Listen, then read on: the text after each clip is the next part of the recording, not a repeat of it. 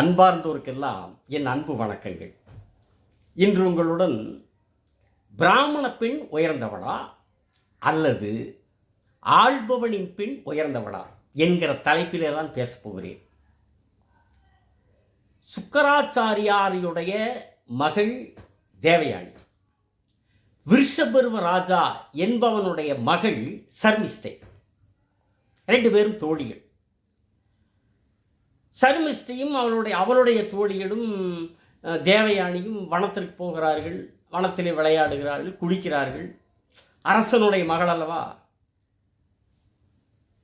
உல்லாசமாக பொழுதுபோக்குவதை தவிர வேறு என்ன வேலை இல்லையா? அந்த காலத்தில்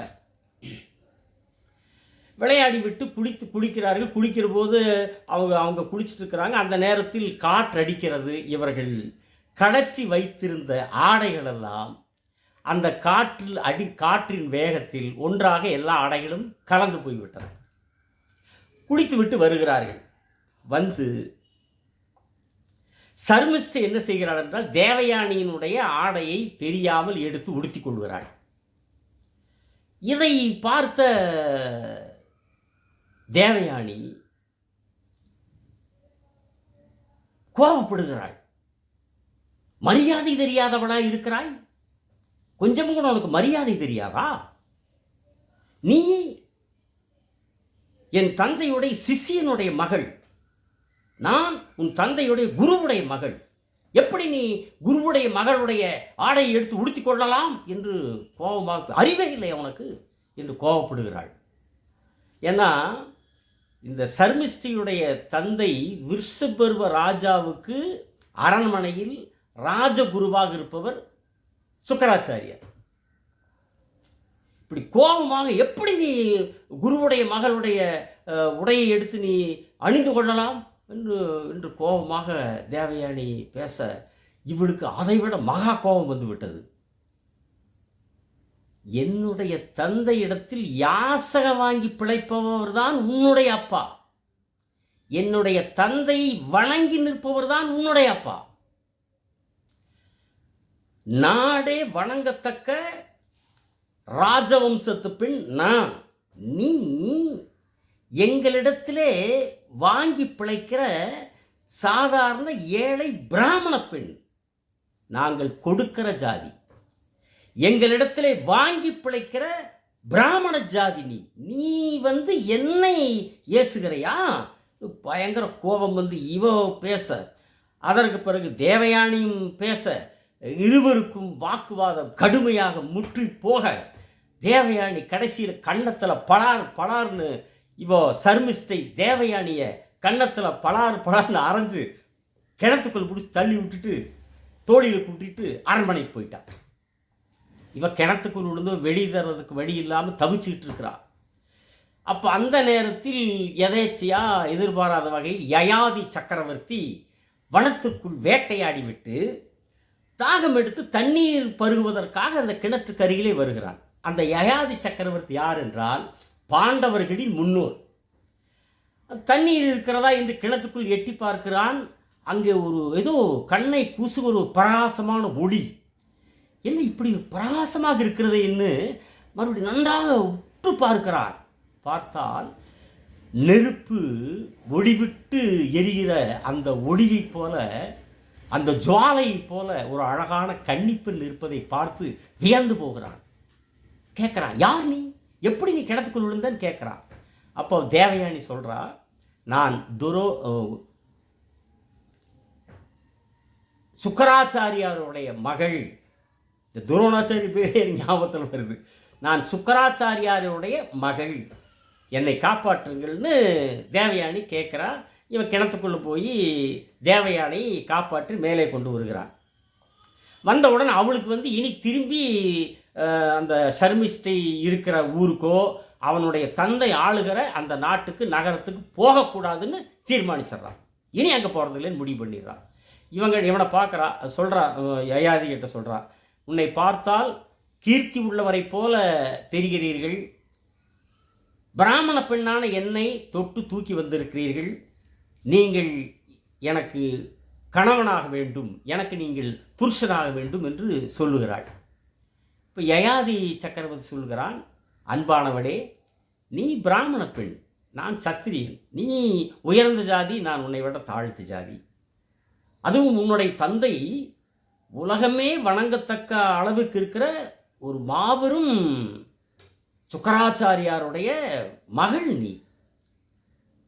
நீ எப்படி எனக்கு மனைவியாக முடியும்? நான் எப்படி உனக்கு கணவனாக முடியும்? வீட்டுக்கு போ பெண்ணே என்று சொல்லிவிட்டு அவனுடைய நாட்டுக்கு சென்று விடுகிறான்.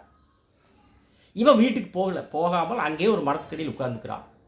அவன் சுக்கராச்சாரி, என்னடா ராஜாவுடைய மகளோட தோழிகளோட உல்லாசமாக விளையாண்டுட்டு வனத்துக்கு போய் அப்படியே நீராடிட்டு வரன்னு போனவளை காணமேன்ட்டு அவளுடைய தோழி ஒருத்தி அனுப்பி பார்த்துட்டு வர சொல்கிறார்.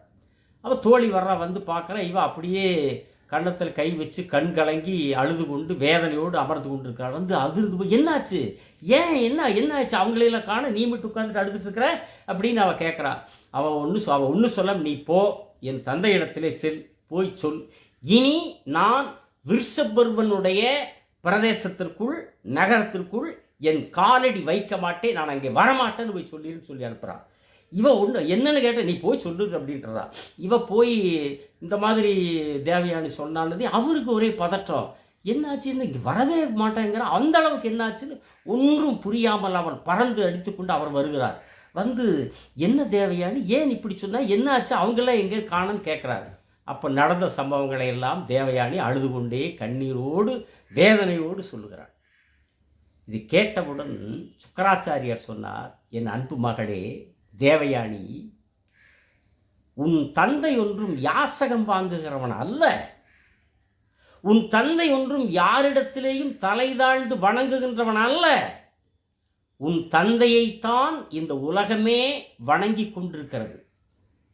இது தேவலோகத்தில் இருக்கிற தேவேந்திரனுக்கே தெரியும். ஏன், சர்மிஷ்டனுடைய தந்தை அவன் விருஷபர்வராஜனுக்கே தெரியுமே. நீ ஏன் இதுக்கு போய், நீ வா நான் பார்த்துக்கிறேன்னு சொல்லி கூப்பிடுறார். இல்லை தந்தையே, விருஷபர்வராஜனுடைய நகரத்திற்குள் எல்லைக்குள் நான் இனி வரமாட்டேன்.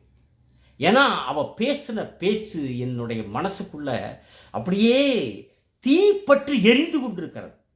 என் தந்தையிடத்தில் யாசகம் வாங்கி பிழைப்பவன் உன் தந்தை என்று சொன்னார். நான் வரமாட்டேன்னு அழுதுட்டே வேதனையோட சொல்றார். சரின்ட்டு என்ன மகளுடைய மனநிலையை பார்த்துட்டு இவருக்கே இந்த அளவுக்கு தன்னுடைய மகள் வேதனை அடைகிறாளேன்ட்டு நேர விருஷபர்வராஜ கிட்ட சுக்கராச்சாரி போனார். அரசனே, உன் மகளால் என் மகள் தேவயானி சொல்லொணாத துயரத்திற்கும் துன்பத்திற்கும் ஆளாகிவிட்டாள். அடித்து உன் மகள் திட்டியதோடு இல்லாமல் அடித்து கிணற்றுக்குள்ளே தள்ளி இருக்கிறாள். இது ஒருவன் வந்து காப்பாற்றி இருக்கிறான். யயாதி சக்கரவர் வந்து காப்பாற்றி இருக்கிறான். அதனால் அவள் வந்து இனி நீ ஆளுகிற நகரத்துக்குள்ள நான் வரமாட்டேன்னு ஒரே முடிவாக சொல்லிட்டா. என்னுடைய மகளே இங்கே வராத போது நான் இங்கே இருக்க முடியும்? அதனால் நானும் என் மகளும் உன்னுடைய நாட்டை விட்டு வேறு நாட்டுக்கு செல்கிறோம். நீ விசரப்பட வேண்டாம். உன்னிடத்தில் தகவல் சொல்வதற்காகத்தான் வந்தேன். நான் கிளம்பினார். இவன் கடும் அதிர்ச்சிக்கு பேரதிர்ச்சிக்கு ஆளாகி, ஐயோ, நீங்கள் சொல்றது ரைட்டு, ஆனால் எனக்கு இப்பொழுதுதானே தெரியும் குருவே, என் குருமகானே, இப்பொழுதுதானே எனக்கு தெரியும். நான் ஒரு பாவமும் அறியாதவன் அல்லவா, நான் என்ன செய்வேன்? நீங்கள் சென்று விட்டால் நான் அக்னியிலே பிரவேசிப்பதை தவிர, நெருப்புக்குள்ளே விழுந்து மடிவதை தவிர எனக்கு வேறு வழியே கிடையாது. என் குருமகானேன்னு அவன் கெஞ்சறான். ஒரு சுக்கராச்சாரியார் ஒரே முடிவாக சொன்னார். இங்கே பார், நீ நெருப்புக்குள்ளே விடுவாயோ, அல்லது நீயும் உன்னுடைய அசுர கூட்டமும், அல்லது கடலுக்குள்ளே சமுத்திரத்திற்குள்ளே விழுந்து மடிவீர்களோ, அதெல்லாம் எனக்கு தெரியாது. என் மகளின் இதயத்தின் துயரம்தான் எனக்கு முக்கியம். என் உயிரை விட மேலானவள் என் மகள் தேவயானி. நீ அவளை சமாதானப்படுத்து. அவள் ஒத்துக்கிட்டா நான் இருக்கிறேன், இல்லைன்னா நான் இந்த நாட்டை விட்டு வெளியேறி விடுவேன்னு தீர்க்கமாக சொல்லிவிட்டார். அவன் தன்னுடைய சுற்றத்தாரையெல்லாம் அழைத்து கொண்டு ஓடோடி வந்தான். தேவயானி நின்று கொண்டிருக்கிற மரத்தடியிலே வந்து அவருடைய காலிலே விழுந்துட்டான். ஆனால் அவன் தேவயானி, இதையெல்லாம் நான் எடுத்துக்க மாட்டேன், புட்டிவாதம் ஒன்றா சொன்னான். இதை செய்தால் நான் நகரத்துக்குள்ளே வருவேன், இந்த உன்னுடைய நாட்டுக்குள்ளே வருவேன்னு சொன்னான். அப்புறம் என்னன்னு கேட்டான் அரசன். சொன்னான், என் தந்தை யாசிப்பவன் என்று சொன்ன இந்த தேவயானி எனக்கு வேலைக்காரியாக என் வீட்டுக்கு வர வேண்டும். அது மட்டுமல்ல, என்னுடைய தந்தை எங்கே என்னை திருமணம் செய்து கொடுக்கிறாரோ அங்கேயும் சர்மிஸ்டை எனக்கு வேலைக்காரியாக என்னோடு வர வேண்டும். இதற்கு ஒத்துக்கொண்டால் நான் உன்னுடைய நாட்டிற்குள் நகரத்திற்குள் வருவேன், இல்லை என்றால் வரமாட்டேன்னு ஒரே முடிவாக சொல்லிவிட்டாள். அப்புறம் சர்மிஸ்டியும் தன்னுடைய குற்றத்தை ஒத்துக்கொண்டு மன்னிப்பு கேட்டாள். மன்னிப்பு கேட்டுவிட்டு, சரி நான் தேவயானி சொல்கிற மாதிரியே நான் நடந்துக்கிறேன், ஏன்னா என்னுடைய பழைய நாள் குற்றத்தினால் என்னுடைய தந்தை ஆச்சாரியாரை இழக்க வேண்டாம், நான் அவளுக்கு நான் வேலைக்காரியாகவே நான் இருந்து கொள்கிறேன் என்று சர்மிஸ்டை ஒத்துக்கொள்கிறாள்.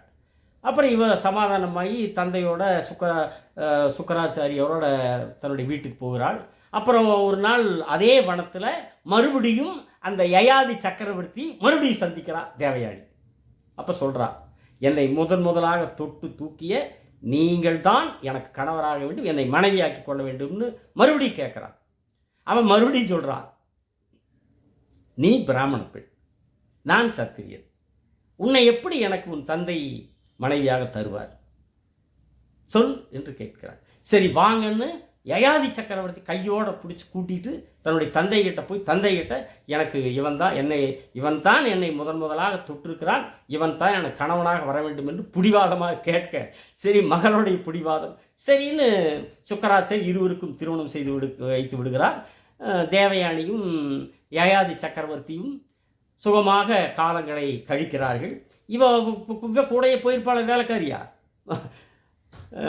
விருஷபருவராஜனுடைய மக சர்மிஸ்டை, அவன் அங்கேயே இருக்கிறா. அப்புறம் கொஞ்ச காலம் கழித்து அவள் யயாதிட்டு கேட்குறா, நீ என்னையும் திருமணம் செய்து கொள்ள வேண்டும், அவகிட்ட வற்புறுத்துறா. அப்புறம் அவனுக்கு கரும்பு திங்கிற கூலியை வேணும். அவன் என்ன செய்கிறான், சரி தேவயானிக்கு தெரியாமல் ரகசியமாக கல்யாணம் பண்ணிக்கிறேன். எத்தனை காலத்துக்கு இவன் தனியாக வேலைக்காரியா அங்கே இருந்துட்டு இருப்பா, ஒரு அரசனுடைய மகள், அவளுக்கு ஆசை இருக்குமில்ல, அவளுக்கு தெரியாமல் அவளை கல்யாணம் பண்ணிடுறான். இது தெரியாமல் போகும்போது தேவையான தெரிஞ்ச உடனே இவளுக்கு ஆத்திரம் கோபம், மறுபடியும் நேராக தந்தை இடத்துல சுக்கராச்சாரத்தில் போய் இப்படி ஆயிடுச்சு, இதுக்கு நீங்கள் ஏதோ ஒன்று பண்ணணும்னு சொல்லி கேட்க, அவருக்கு அதை விட கடும் இவளை விட கோபம் வர நேராக வந்தார். யயாதி சக்கரவர்த்தி பார்த்து சாபம் கொடுத்து, என்ன தெரியுங்களா சாபம், நீ உடனடியாக மூப்படைந்து போவாய் சாபம் கொடுத்துட்டார். மூப்புன்னா கிழவனாயிரம், தன்னுடைய நடுத்தர அந்த யவ்வன பருவத்தை இழந்து படுக்கிழவனாகி போய்விட்டான் யயாதி சக்கரவர்த்தி. இப்படி ஆகிவிட்டது என்று துடிக்கிறான், கண்ணீர் விட்டு கதறுகிறான். தெரியாமல் செய்துவிட்ட பிழையை குற்றத்தை மன்னிக்கும், நான் செஞ்சிட்டேன், தப்பு செஞ்சிட்டேன், மன்னிச்சுங்க, இவ்வளோ பெரிய தண்டனை எனக்கு வேண்டான்னு அவன் சுக்கராச்சாரியுடைய காலிலே விழுந்து கண்ணீர் விட்டு கதறி கெஞ்சுகிறான். சுக்கராச்சாரியர் பார்த்தா, சரி நம்ம மகள் கிணற்றுக்குள் விழுந்தபோது உயிரை காப்பாற்றியவன் கிணத்துக்குள்ளே இருந்து இவன் தான் காப்பாற்றியிருக்கிறான். சரி, இந்த சுக்கராச்சாரியர் கொஞ்சம் மனம் மாறி, ஏன்னா சர்மிஸ்டி கிணத்துக்குள்ளே விட்டு தள்ளினதுக்கப்புறம் இவன் தான் காப்பாற்றுறான்.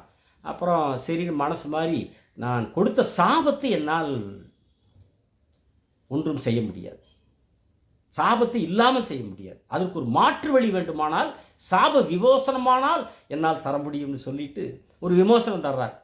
என்னன்னா, உன்னுடைய முதுமையை, இந்த கிழப்பருவத்தை ஒரு இளமையானவனுக்கு தந்துவிட்டு, அவனுடைய சம்மதத்தோடு தான் தர முடியும், அவன் ஒத்துக்கிட்டா தான் நீ தர முடியும், அவனுடைய சம்மதத்தோடு உன் இளமையை தந்துவிட்டு, உன்னுடைய முதுமையை தந்துவிட்டு அவனுடைய இளமையை நீ வாங்கி கொள்ளலாம் என்று ஒரு சாப பரிவர்த்தனை, சாப விமோசனத்தை தருகிறார். அவன் அரண்மனைக்கு வர்றான். இப்படி ஆயிடுச்சே, மனவேதனை, இந்த வயசில் இப்படி ஆயிடுச்சேன்னு வேதனை. அவனுக்கு 5 மகன்கள், 5 பேரையும் கூப்பிட்டு சொல்கிறான், உங்களுடைய பாட்டனார் சுக்கராச்சாரியாரால் எனக்கு இப்படி ஒரு நிலை ஏற்பட்டு விட்டது. நான் என்னுடைய வாழ்நாளில் பெரும்பாலும் நியமங்கள்லேயே என்னுடைய காலத்தை கழிச்சிட்டேன், நான் சிறிய போகங்களை அனுபவிக்கல. அதனால் உங்களில் யாராவது ஒருவன் உங்களுடைய இளமையை எனக்கு தர வேண்டும், என்னுடைய முதுமை நீங்கள் வாங்கி கொள்ளுங்கள். அப்படி யார் ஒருவன் என்னுடைய முதுமையை வாங்கி கொண்டு இளமையை தருகிறானோ அவன் இந்த நாட்டை ஆளலாம். நான் அந்த இளமையை வாங்கி கொண்டு நான் காம சுகங்களை அனுபவிக்க வேண்டும்னு சொல்கிறான். இதை கேட்டது இவங்களுக்கு எல்லாமே என்னடா இந்த கரும்பு பிடிச்சதா கதையாக இருக்குது, பெத்த பசங்கிட்ட போய் அப்பம் இப்படிமா கேட்பான் அப்படின்னு நீங்கள் நினைப்பீங்க. நானும் அப்படித்தான் படிக்கும்போது நினச்சேன். ஆனால் இதை எழுதிய வியாச முனிவர் கடைசியில் ஒரு மாபெரும் தத்துவத்தை சொல்லியிருக்கிறார். தொடர்ந்து கேளுங்க. முதல்ல மூத்த மகன்கிட்ட கேட்குறார், நீ உன்னுடைய இளமை கொடு, என்னுடைய முதுமை வாங்கிக்க, நீ நாட்டை ஆண்டுக்கங்கிறார். அவன் ஐயோ என்னால் முடியாது, நீங்கள் கொடுக்குற அந்த கிழட்டு தோற்றத்தை வாங்கிட்டேன்னா அதை வாங்கின அரசாண்டு நான் என்ன சுகம் காண போகிறேன், பெண்கள் மற்ற எல்லோருமே என்னை பார்த்து கேலியும் கிண்டலும் செய்து கொண்டு சிரிப்பார்கள், கேலி செய்வார்கள், நான் மாட்டேன்னு சொல்லிக்கிறான். சரி, ரெண்டாவது மகன்கிட்ட கேட்குறான். அவன் தந்தையே உங்களுடைய அந்த முதுமை நான் வாங்கினா என்னுடைய உடல் பலம் போயிடும், அழகு போயிடும், அதோடு இல்லாமல் அறிவாற்றலும் குறைஞ்சி போயிடும், நான் மாட்டேன், அவன் தரமாட்டேன்ட்டான். என்னடா மூணாவது மகன் கேட்டா, நீயாவது கொடு, உன்னுடைய இளமை கொடு, என்னுடைய முதுமை வாங்கிக்கன்னு கேட்குறாரு. யயாதி சக்கரவர்த்தி கேட்குறான்.